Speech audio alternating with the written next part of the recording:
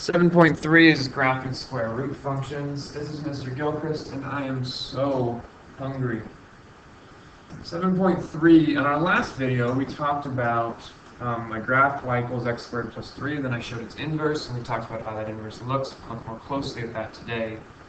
If we look at y equals x squared, I'm going to graph this over here. I plug in numbers for x, like -2, -1, 0, 1, 2.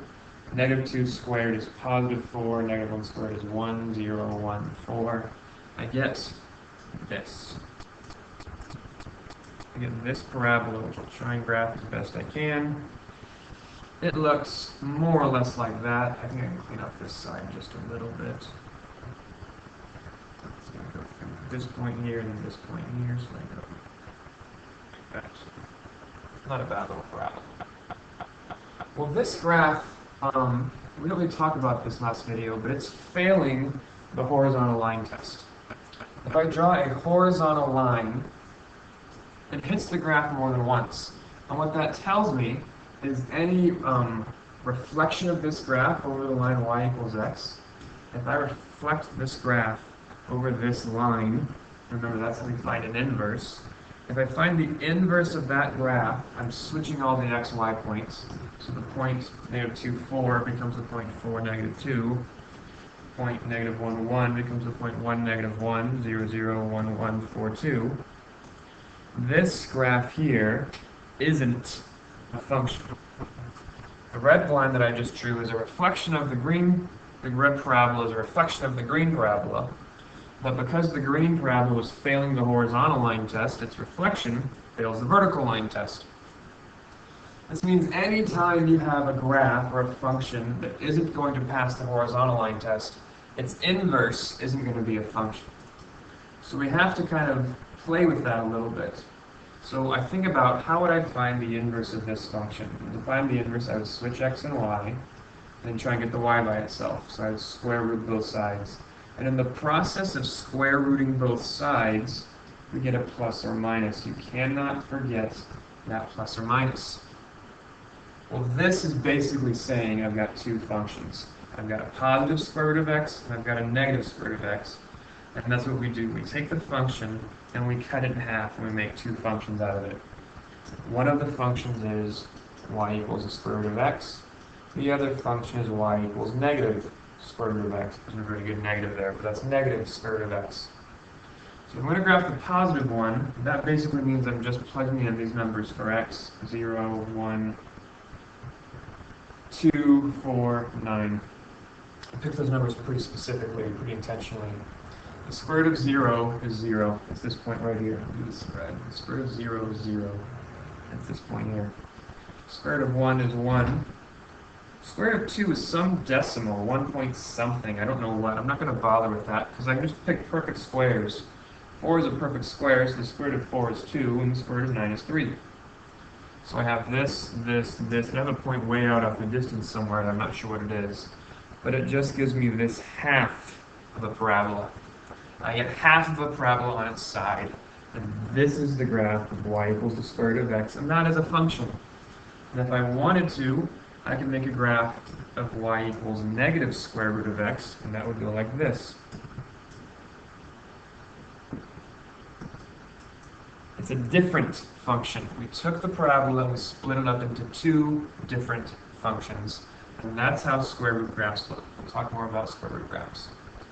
The key to graphing these square roots is trying to make this perfect squares. If I can make x plus 5 equal perfect squares, and when I find square roots, they'll be whole numbers. If you don't have your first few perfect squares memorized, you really should. Those are the first 5 perfect squares, 0, 1, 4, 9. So basically what I'm saying is I want x plus 5 to be 0, and I want x plus 5 to come out to 1, and I want x plus 5 to come out to 4, and to 9, and to 16. Well, if I want x plus 5 to come out to 0, then I really want x to be -5. If I want x plus 5 to come out to 1, I really want x to be -4. And if I want x plus 5 to come out to 4, I want x to be -1. If I want x plus 5 to come out to 9, I want x to be 4, and also x to be 11. These are the 5 things I want to plug in for x. And I actually can't fit them all in my graph, but I'll just graph the ones that I can fit.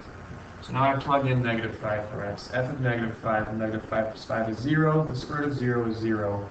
I have the point -5, 0. I plug in -4. -4 plus 5 is 1. The square root of 1 is 1. I have the point -4, 1. Plug in -1. -1 plus 5 is 4. The square root of 4 is 2. So I have the point -1, 2. And I plug in 4. 4 plus 5 is 9. And the square root of 9 is 3. So that's the point 43. I can't actually fit 11, 4 on my graph, but that's okay. My parabola goes like this. Now you'll note it doesn't go in this direction forever. There's nothing to the left of -5. Excuse me there. There's nothing to the left of -5.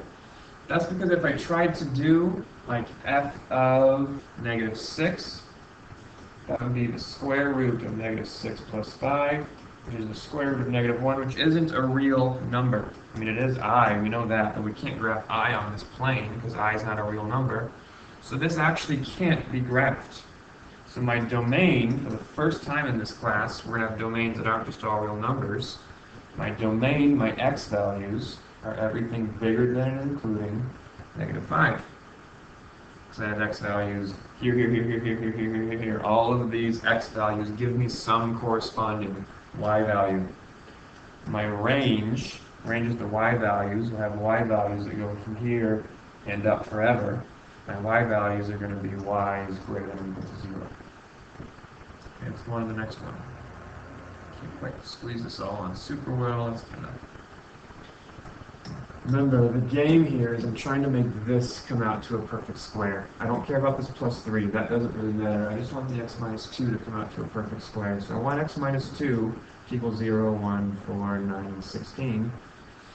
So really, I want all these numbers to increase by 2. It's like I'm adding a 2 to both sides on these. I want to plug in the numbers 2, 3, 6, 11, and 18.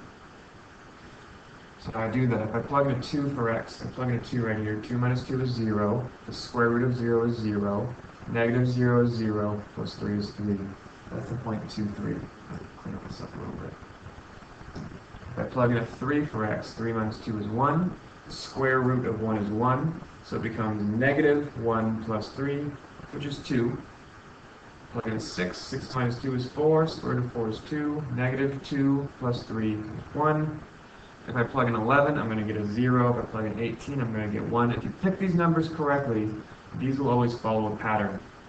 It won't always be the pattern of increasing by 1. In this case, it was decreasing by 1. It could increase by 4, decrease by a half, or whatever. But at least always follows some pattern, which is nice. So I graph these points. I have the point 2, 3. I have the point 3, 2. 6, 1. And I can't actually fit 11, 0, or 18, 1 on my graph, but I know at this point. There's my half parabola pointing on its side. It goes like this. My domain, x is greater than or equal to 3.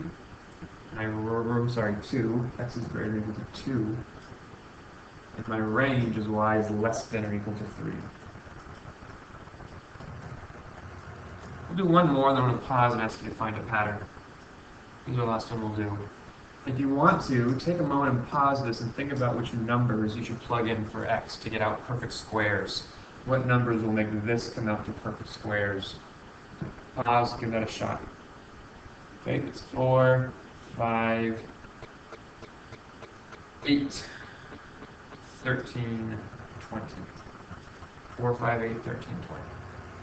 How did I get those numbers, you might be asking? I basically just set up the equation x minus 4 equals 0, and I solved it for x. And I said x minus 4 equals 1, and I solved it for x.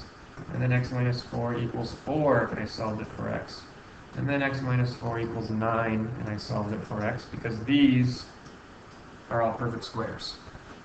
Those are my perfect squares. Okay, I plug in a 4 for x. 4 minus 4 is 0. Square root of 0 is 0. 10 to the negative 1/2 is 0. Minus 2 is -2. I know I'm doing this fast. You can work these out on your own or on your calculator. 5 minus 4 is 1. Square root of 1 is 1. 10 to the negative 1/2 is negative 1/2. Minus 2 is -2.5. It's not a whole number. That's okay. Plug in an 8. 8 minus 4 is 4. Square root of 4 is 2. 10 to the negative 1/2 is -1. Minus 2 is -3. I hope you see the pattern now.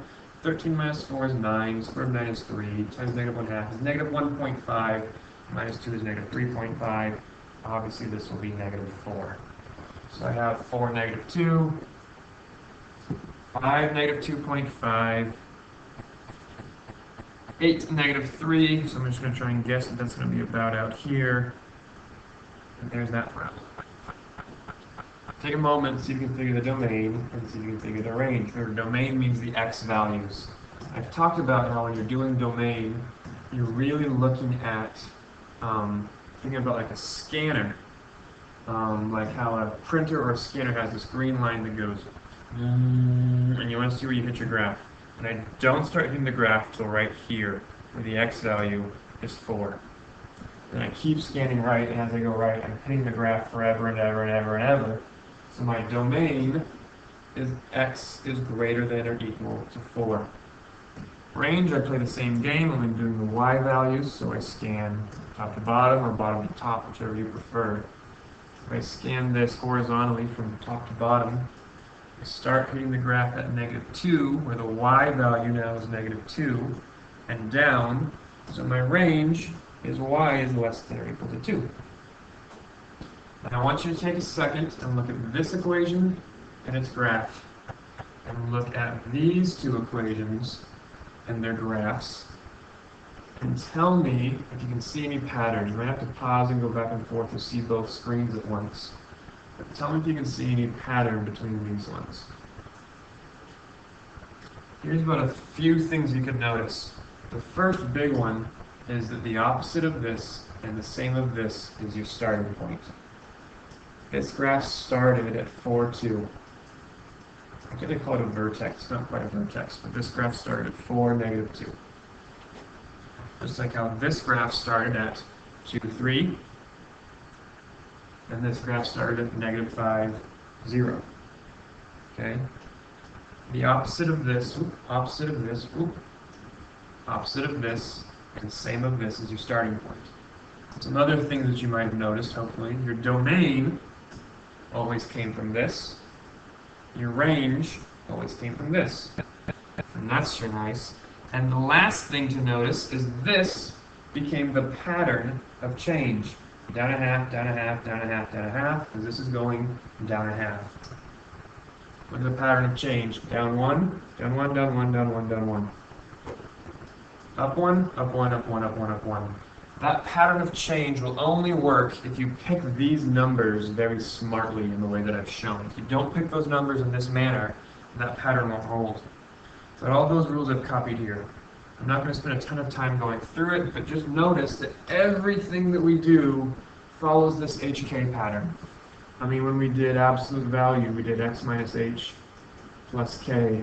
And when we did parabolas, we did a times x minus h squared plus k. And this is a parabola in vertex form, and this is an absolute value function in vertex form, where the vertex is at the point hk. Everything follows this hk pattern. H moves things left to right, you always do the opposite. K moves things up or down, you always do the same. The A value, if the A is positive, the graph goes up, which in this case means this. If A is negative, the graph goes down, which in this case means this. If the absolute value of A is greater than 1, if the magnitude of A is larger than 1, the graph will go up faster. If A is less than 1, the graph will go down slower. And our domain is x is greater equal to h, or y is greater equal to k. You can pause that and write that down, look it over if you want. I'm just going to do a couple of really quick examples. This is going to start at the point 1, 4. That is my starting point, the point 1, 4. I can plug in a 1 and a 4 right away, and I know that's where this starts. I know the graph is going to go down because it's got a negative a value, and I know that these numbers are going to go down by 2 if I pick these numbers correctly. Now, knowing how to pick those numbers is actually kind of tough sometimes. There are some patterns, if you want to figure them out, you can.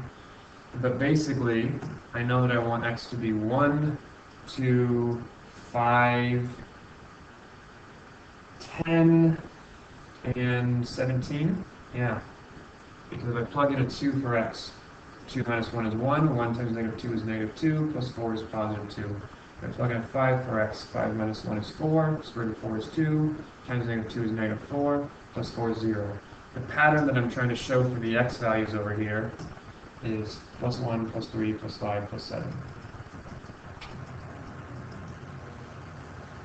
Squares and square roots are weird the way they work that way. This graph goes like this. 2, 2, 5, 0. I can't graph anymore. Now, should be a dotted line and a shade beneath. And the shading beneath of this is kind of fun. I'm going to grab my crayon, and you'll probably grab your colored pencils because pencils are so fun. But I don't cross this line right here, and I shade everything underneath. Because remember, the point over here can't work. So if I tried to plug in negative 1 for x, if I tried to plug in a negative 1 for x, this would become negative, and I can't do the square root of negative 2. It becomes imaginary, so I can't deal with that. So this over here doesn't exist. Okay, the last thing I want to point out, so I have two things here. My a value is negative 2, my h value is 1, my k value is 4. This equation is not in my special form. It is not in y equals a x minus h plus k form because this 3 is ruining everything. So when this happens, I kind of just have to graph like regular. I want to try and plug in smart points. I can plug in a 0 and I get out a 0. And then if I really want to try and get perfect squares, I can like plug in a third, because 1/3 times 3 gives me 1, and the square root of 1 is 1. You don't have to do it this way. You could just start plugging in anything. I could plug in 1, 2, 3, and just grunt that out on my calculator. And if I do the square root of 1 times 3, notice I'm plugging a 1 in for x, so it's 1 times 3 over here. That becomes some crazy decimal, 1.73, which I don't love, but I could try and make that work. If I do the square root of 2 times 3, I get 2.45, which is also some crazy decimal, which I don't love. I can get smart about this, and I could do a y equals menu, and do y equals the square root of 3x. And then I can go pull up my table, and scroll down my table, and look, if I plug in a 3, get out a 3, so that's nice. And look for the next whole number, probably for a while. And my next whole number is a 12. If I plug in a 12, I'll get out a 6, which makes sense because 12 times 3 is 36, and the square root of 36 is 6. So I'll try and graph that as best I can. I've got the point 0, 0. I've got the point 1/3, 1, which I can't graph that well. 3, 3 is a pretty good point. I'll graph that one. I can't fit 12, 6 on here, but at this point I think I've got a decent curve. Domain, x greater than 0, range, y greater than or equal to 0. Those should both be equals to. I guess I'll go back and do domain of range over here also. Domain x greater than 4, but not equal to. Range, in this case the range is still going to be y is less than 4, but it covers everything because the graph shades down forever. So that's kind of fun, I suppose. That takes care of it. Thank you all. I'm going to go eat some food.